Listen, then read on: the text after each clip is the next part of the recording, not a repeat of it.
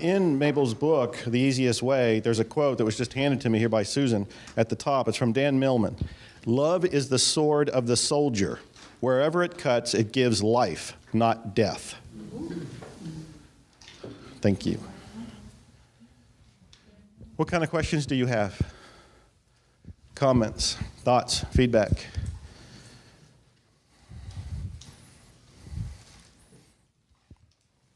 I knew there was one, yes. I have a question. My comment is it's fantastic. I'm just having a wonderful time. Thank you. You're welcome. Thank you. Ditto. Oh, we're getting applause.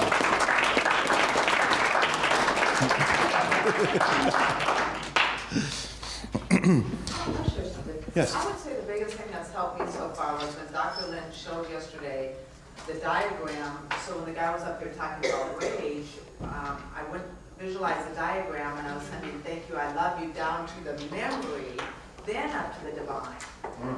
Where before I think I was sending right to the divine, but this feels cleaner or more healing for me to send the I thank you, I love you down to the memory, up to the divine, and then I felt the clearing, the cleansing. See, what happens, you cannot go to the divine directly. You cannot what? You can't go to the divine directly. It's not possible. You have to, it's a whole, I guess the message of Jesus is before you can go to the divine, you have to take the mote out of your own eye. Anybody heard of that? Yeah. You have to take the mote out of your own eye, so you can't see God. So the question is, where is the mote? In your subconscious. It's a memory in your subconscious. You have to go through there. So the subconscious is really the bridge home. And which means that when you do this cleaning, you're using the total resources of your being. Divine creator, the spirit, which is the superconscious, the conscious mind, which is the intellect, and the subconscious, which is the physical part of mind. So when you do this cleaning, you're using the entire resources of your being. Who am I? I'm divine creator, the superconscious, the conscious, and the subconscious. And so every problem that you have is located in the subconscious. So you have to go through there. You can't go directly to the divinity. No. That's probably why I was feeling a lot more healing Yeah. when you shared that with the diagram, to go down to the memory, which is the subconscious. See, what happens, though, is the reason you're able to do that is somebody did their cleaning. All of a sudden you go, oh, I can do that. So you want to thank whoever in the room that did their cleaning. So now what happens is there's no future for memory, you know? Yeah. Okay. So I'm going to do why you got this. I'm hoping that you're going to take this home with you, and if you lost it, but the story is you can't talk somebody out of something, you can't talk to them out of it. You have to erase it in you, because once you erase it in you, you erase it in them. No talking is going to, like David said, no talking is going to change anybody's mind. You think you did, you manipulate it, but you ain't going to change it. They're going to come back and hit you. This is why when you go into it with a therapist who thinks that you're the problem, the therapy is long. I mean, it just goes on. And I don't want to seem catty, but I am going to be catty. Like lawyers, I'm being catty. Like lawyers and psychologists, they'll make money off of you because you're not willing to be 100% responsible. They can't help you. When you go to see them, you're actually helping yourself help them. I think it's wonderful, don't you? So you got to get that. Now, if you get an inspiration to go to a massage therapist, you're getting that inspiration because there's something that you have to clear with that massage therapist. But that massage therapist ain't going to do anything for you. Only God can do that. Somebody said to me this morning, but I go to see massage therapists. I said, lucky you. But if you're going to see the massage therapist so that they can help you, you're doing it backwards. So you got it. So if you're a massage therapist, great. Then you can clean up the stuff before they show up. I have a massage therapist friend in Hawaii. She, for about a year or so, she didn't quite know what to do with herself. So she'd do her cleaning, the person would show up, and they kind of have coffee. I mean, that's the way it would unfold. They're having their coffee, and she's going, I should do something because I'm going to charge her, you know? So, and essentially, at some point, she got comfortable with that. And so she, in her mind, she said, well, I got to do something. So she went to her regular routine, but it was already done. But she had to go, I don't know what massage therapists do. I'm not trained to that. But can you imagine, you have already done it with God. So it's so much easier to work with, if you, whoever you are and whatever you're up to, it's so much easier to work from zero. So blessed, the message is, blessed are the pure in heart, for they shall see God. So if you're a massage therapist coming from zero, from a pure heart, the person who's coming to see you will just fall in love with you. And they'll send more people. I had a psychologist friend of mine who was concerned if she did the cleaning, nobody would show up. Well, she did the cleaning, and she had more people than she could handle, and she decided because she could handle them quicker and faster, she now only has a practice of 3 days instead of 5. And she spends a lot of time overseas. I don't know what she does overseas. Okay, so here's zero. This is, when we're at the pure heart, we're all family. This is family.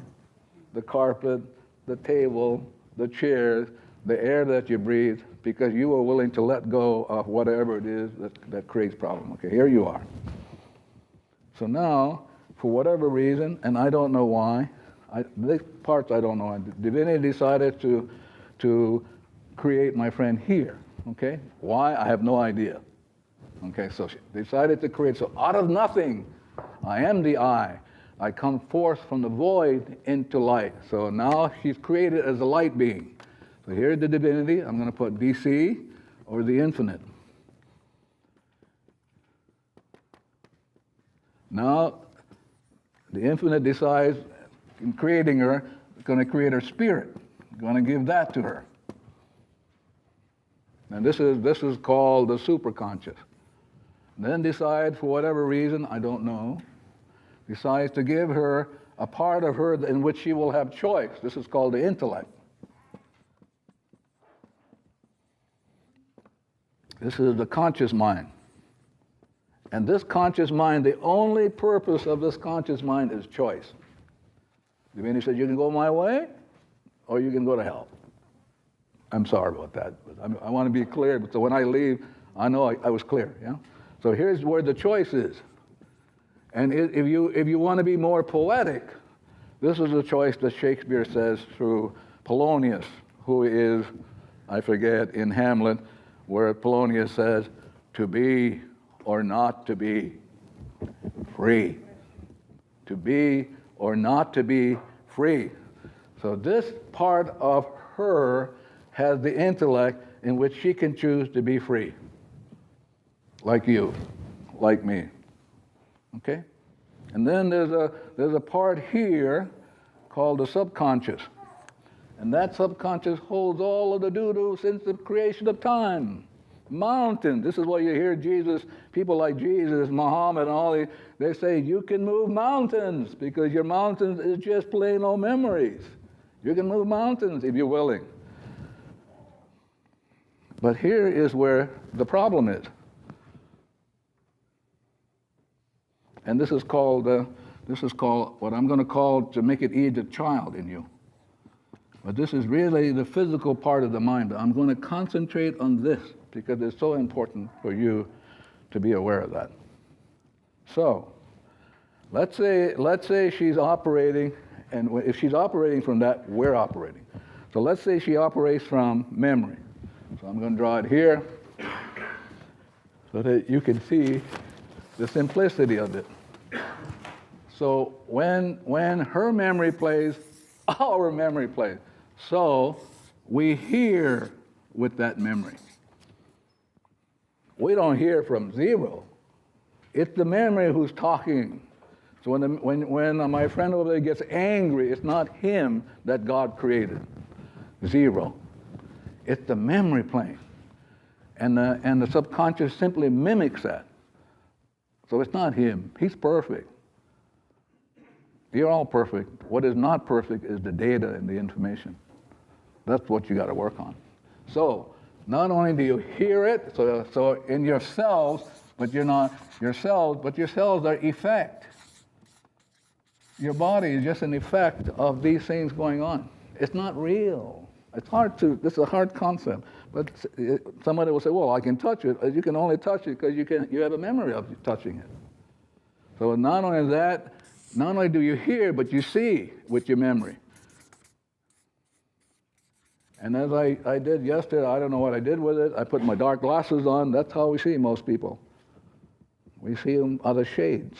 We don't see them as God sees them unless we take our glasses off, called memory, and we see them perfectly. So you see them. Now I'm coming back to the rage thing my Irish friend is talking about. And so you have a feeling, but your heart is broken.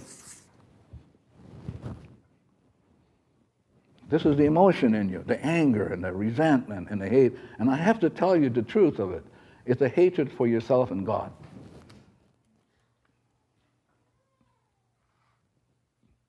Because you are against yourself. You were created perfect, but you have, in fact, put up a barrier against yourself and God. By taking it down, wow. I mean, it's just beautiful to take it down. And then, of course, the thing that really gets us into trouble, as Mabel says, we speak from memory. And what do the Indians say about speaking? We speak with a forked tongue. And they will know it. I may be talking to her, if I speak out of forked tongue, she may not be consciously aware of it, but she will know it at a more deeper level, that I'm telling her bullshit. They'll know it. You can't not know it. The whole universe knows it when you speak this stuff. And the whole universe weeps. So one day I got on an airplane, and they put me on first class. This is a lower airline. I go, wow, big deal, huh? I've never been on first class, a lower airline, big deal. And I'm sitting down. Just as I'm sitting down, I hear this sigh. The sigh goes like this. Have you ever heard that sigh before? What does that sigh say to us? When you sigh, what does the sigh say? Yeah, I feel like, God, I'm overwhelmed. So I'm cleaning now, because that's a memory.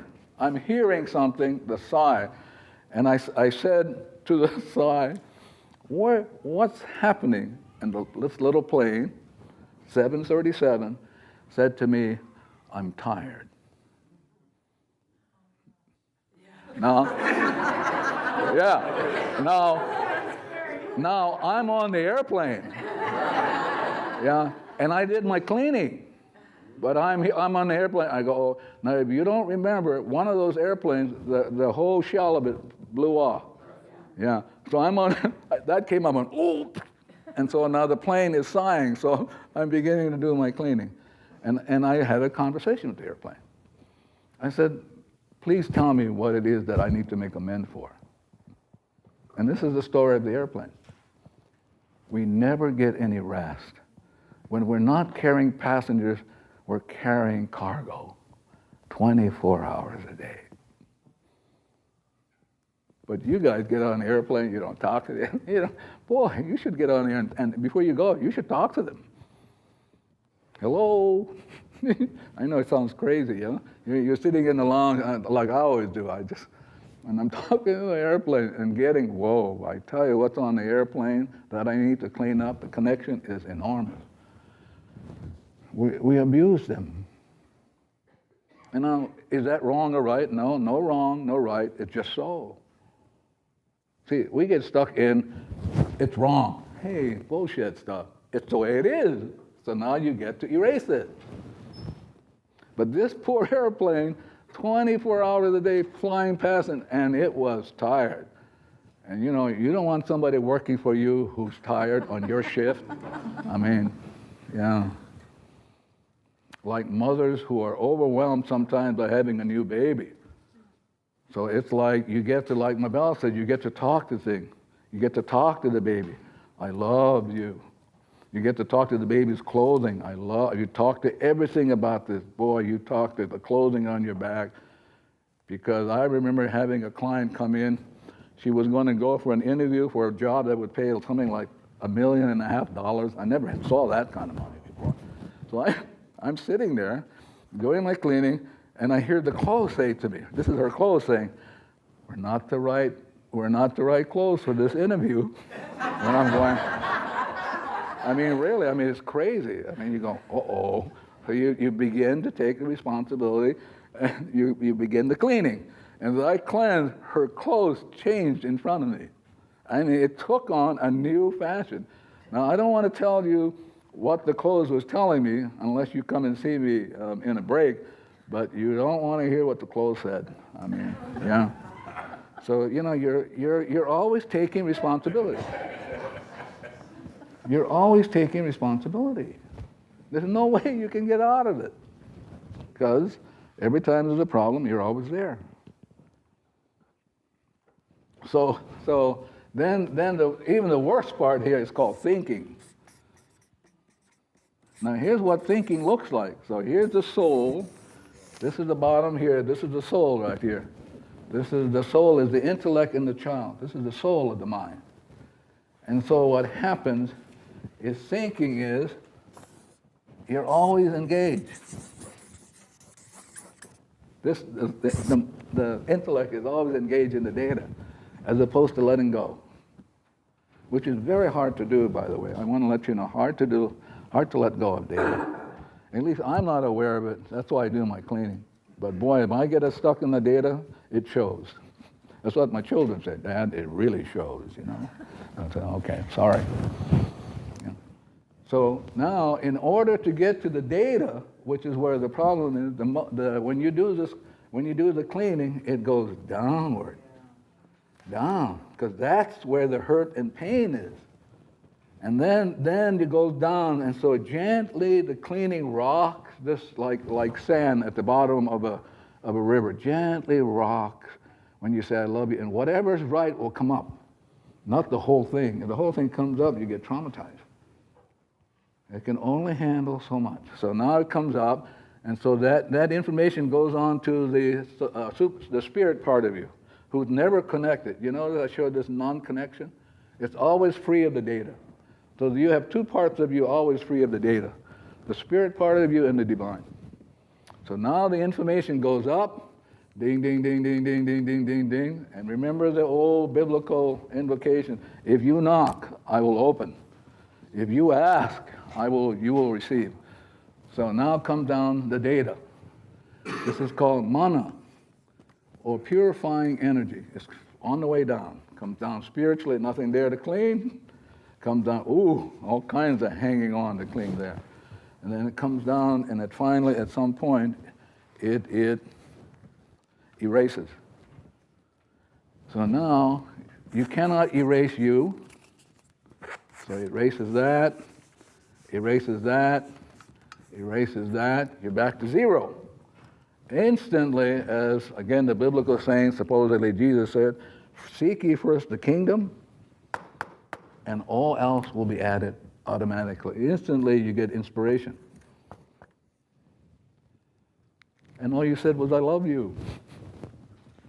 Thank you. Blue solar water. Bluebell. Or blue bonnet. That's all you said. It's incredible, the simplicity of this. When I saw it for the first time, I was just mind-boggled. Because as a PhD guy, you struggle. You're supposed to struggle. When I saw this, and this old short lady, when I took the course from her the first time, I paid, I think, then it was $500.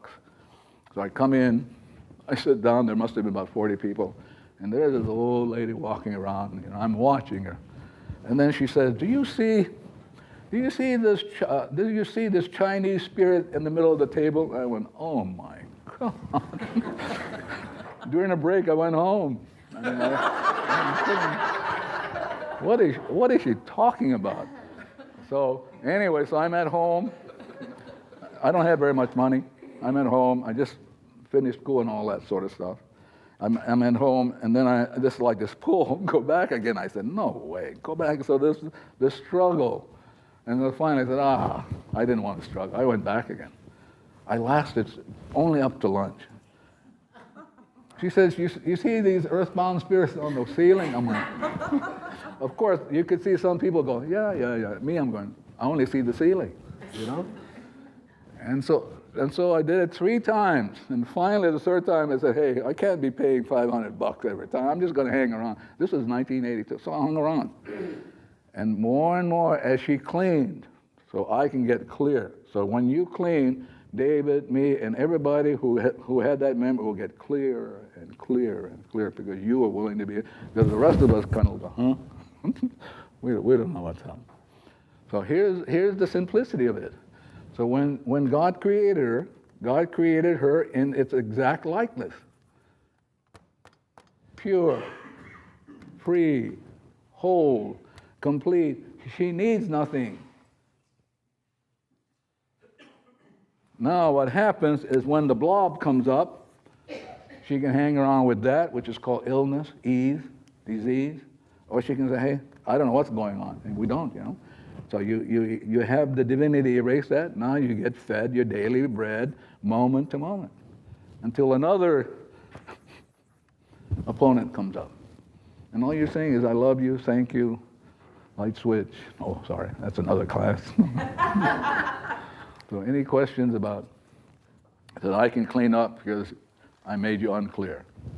Yes, ma'am. What is DC? I'm sorry? DC. Energy. Can you come up here and show me? Now you should be cleaning, you guys.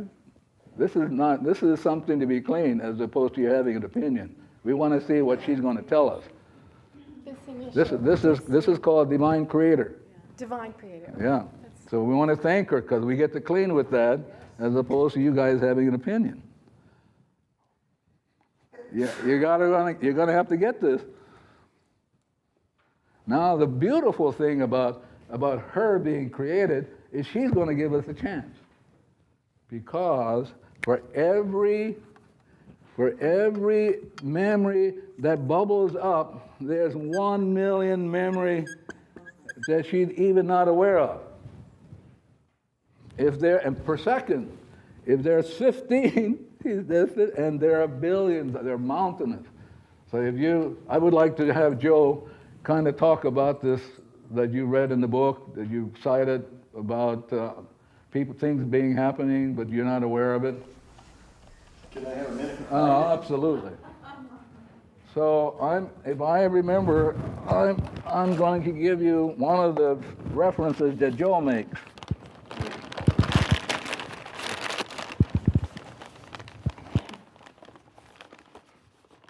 And it's called user illusion. This user illusion gives you a kind of a compilation of all of the, not all, I guess, but a sufficient number of research that deals with consciousness. And basically it says, you don't decide. You're not in control. I mean, that's the basic bottom line. You're not in control. It's this little stuff. See this stuff over here? That's pulling the button. It causes you to choose the clothes you wear, the guys you hang around with, the occupation you're in. Sorry, I'm just telling you what's in the book. So I'm going to leave it here if you're interested in looking at this. So I'm just sharing with you that you're not in control. The Greeks call it what? What would the Greeks call this? Fate. Fate, F-A-T-E. You're stuck with it. The Psalms call it hidden secrets. So you know, Shakespeare calls it different names, Chaucer. So these ancient folks have been telling us stuff that we should pay attention to. So any questions that you can ask Joe, yeah? I mean, really, he knows this stuff. So anybody have any questions you'd like to ask him? Joseph. Did you have a question for me? Do you want to tell me what it was so I can tell him? Well, I was curious about how he moved from the very first time he saw these old women to being where he is now. What's made him hook on and actually do it? He spent 5 years with Morna thinking she was crazy every day until one day he started to see a lot of what she was seeing. But And we both got crazy. and I think this is relevant, what he wanted me to read, which I didn't know I was going to read, but this is from Zero Limits. And this is one of the most powerful sections in the book, especially for people who have read my book, The Attractor Factor, or have seen the movie The Secret. And you know about the power of intention. And you know I've been an evangelist for intentions. Well, guess what I discovered? And look what I read and what I wrote. There's a book called The Wayward Mind by Guy Claxton. In it, Claxton writes of experiments that prove our brain tells us what to do before we consciously decide to do it. In one famous experiment, a neuroscientist named Benjamin Libet hooked people up to an EEG machine. It revealed what was happening in their brains. It revealed that a surge of brain activity took place before the person consciously had an intention to do anything, suggesting that the intention came from that person's unconscious and then entered their conscious mind.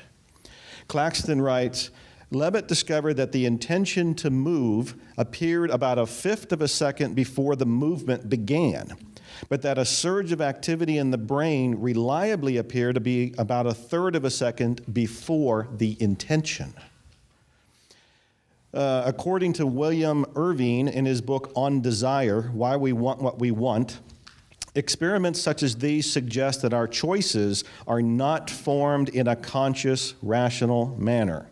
Instead, they bubble up from our unconscious mind, and when they finally reach the surface of consciousness, we take ownership of them. Benjamin Libet himself, the man who ran the controversial and revealing experiments, wrote in his book, Mind Time, the unconscious appearance of an intention to act could not be controlled consciously. Only its final consummation in a motor act could be consciously controlled. In other words, the urge to pick up this book right here may seem like it came from your conscious choice, but in reality, your brain first sent a signal to pick it up, and then your conscious mind followed with some sort of intention like, this book looks interesting, I think I'll pick it up. You could have chosen to not pick up this book, which you would have rationalized in some other way, but you could not control the origin of the signal itself that was nudging you to take action. And I go on to say, I know this is hard to believe. According to Claxton, no intention is ever hatched in consciousness. No plan ever laid there. Intentions are premonitions, icons that flash in the corners of consciousness to indicate what may be about to occur. Apparently, a clear intention is nothing more than a clear premonition. I hear wows all over the place. That is one of the most powerful sections in the book, in my opinion, because it was so eye-opening for me. And it was saying that what we were calling to be intentions were all these bubbling up from up here. And we didn't know if they were coming from memory, or they're coming from inspiration, but we're acting like, hey, I have an intention to do something. We're taking ownership for something that was bubbling from below. Define premonition. Define premonition. That's seeing what's going to happen. Knowing what's about to, or seeing. Well, I would say use whatever word's right for you. I'm saying seeing, but knowing. You know in some way. You might feel it, you might sense it, you might think it. In NLP terms, it might be in some sensory awareness. You know it in some way. David said this wonderful line yesterday. I keep quoting you. I'm going to make you a guest speaker this later on. I may not get this right either, but it was at dinner, and he said that life is like this giant, long painting that's already painted, and you're in it, and you don't see the painting because you're in it. Correct? That's profound, too. And you can erase the painting. And you can erase the painting. I would like to come back and deal with her word about the word knowing. So just so I'm clear, and you can clean with this as I ask her. So I would like her to tell me what knowing is. Being sure. Only because I want us to work on it to let it go. Because, yeah, I'm sorry. Being sure, being aware. Yeah.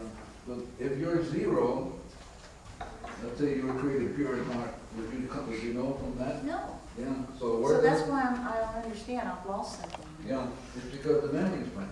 The memory is saying for you to ask that question. Mhm. So I don't understand. I'm lost. There's Yeah, something but missing. you can erase that so that you're not lost. You're back to zero. I love you. I love who? Yeah, I love who? the memory that's creating I you don't know being what up memory there. it is. You don't know. Only God knows. That's why you're talking to God. I don't know what's going on. I'm unclear. I love you. But the divinity in you knows why you're unclear.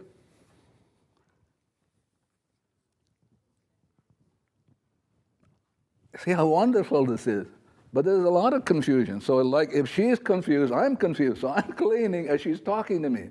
Whereas when I used to teach at the university, some universities, I would try to, what? Explain it. You can't explain this. It's this stuff. It's like your mind is filled with these currents. It's loaded with these currents of flow and eddies and so on, and they cannot be explained. When for me, as she's talking to me, I get to see what's going on in this 15 million per second that I can work on. And why do I want to work on it? Because I want to come home to a pure heart so I can be one with the divinity, and divinity can, in fact, inspire me. So you have to embrace the memory, which I'm sorry? you have to love the memory, and that's basically on your part, my part, our part. It's a leap of faith because I don't love the memory. It's a pain in the ass. It's complicating my life. I don't love that memory. I want it gone. Okay. How can I say I love it? I don't love it. Yeah, but you heard the idea is resist not evil. You're resisting it. Okay. So the way that you're resisting this memory, it's pushing you and you're pushing back on it, and it's going to hang around with you forever. And so what do I need to I do love to you. not... That's your enemy. So the I love you is just a leap of faith. Just say it. No, did you hear some people share with you already? The guy over, he didn't just leap of faith. When he got up 2 o'clock in the morning, he was working on stuff that would lead him to a heart attack. He didn't get up and say, I'm going to take a leap of faith. I'm just going to do it. That's the only thing. Just go do it. But that's what he did. He did what? Just did it. Yes. That's a leap of faith. So where did that come from? You're saying he did a leap of faith. Did you ask him that he did a leap of faith? No, but what he said was he just started doing it. Yeah. That's a leap of faith. So where did that come from? The enemy, I guess. No, but I want to know where it's got to come from within you. There's nowhere else it can come from. That's what the point I'm trying to make with all of you. It's always in you. How wonderful to know that. Then you can do something about it, as opposed to David and us being stuck in it. Because we have a lot of stuff about what we think about our children. I'm watching it. He and I bubble go, yeah, I've had that one. The memory's talking to me. I get to erase that. Yeah. But see, the question is to be or not to be free. We can be stuck. We can try to decide in it, but it's only this stuff. Now, to be so, I want to make sure I'm not sort of haranguing people. If you want to be stuck, please be my guest. And I mean that truthfully. But for me, I'm going to clean because I don't want to be stuck. What am I cleaning? I don't know. I have no idea. I don't want to know. This idea of going to see psychics, oh, you're asking for trouble. Doors will open and you're going to get sucked in and get stuck. So why not just hang around with yourself, because you can't get away from yourself. You're stuck with yourself. So love yourself. Really fall in love with yourself. Because you are loved. You were created like that. Somebody had a question over here. Yes. I'm hoping you're cleaning on it, you guys, because otherwise When anybody goes who gives it, you have a chance to work directly with God. Yes. Well, actually, it wasn't a question. Yes. It was kind of in relationship to what came up before, and I just had this inspiration to say that it reminded me of a really good a scripture that I will recall from in my life. It's in Isaiah, I will go before you and make the crooked way straight. Yeah. Otherwise, like he's talking about the book, you wander. This is what is called the lost tribe of Israel, the wandering, which is just a memory. Yes, ma'am. It also reminded me of yesterday when you were putting the three levels that we are. Three And states. The three states. And knowledge is, to me, I was equating that with memories. And to say, she used the word know, so to me that was my big memory rather than inspiration. Now, again, I want you to know this room is wonderful. As long as it's going to clean up our stuff no matter what's going on, because we don't know what's going on. Yeah. Yeah. You have a question for Joe? He's written the book beautifully. But I have to keep saying it's going to throw up stuff like it's throwing up in this room. This is only a small stuff. Wait till it gets out there for millions of people to see. It's going to kick up stuff, which is great. That's what we want. And now I have to interrupt. Okay. We have to have lunch a little earlier today. It's 11:45 because they have a couple things going on over there. So if you could go to lunch now, which is in the building where you had the supper.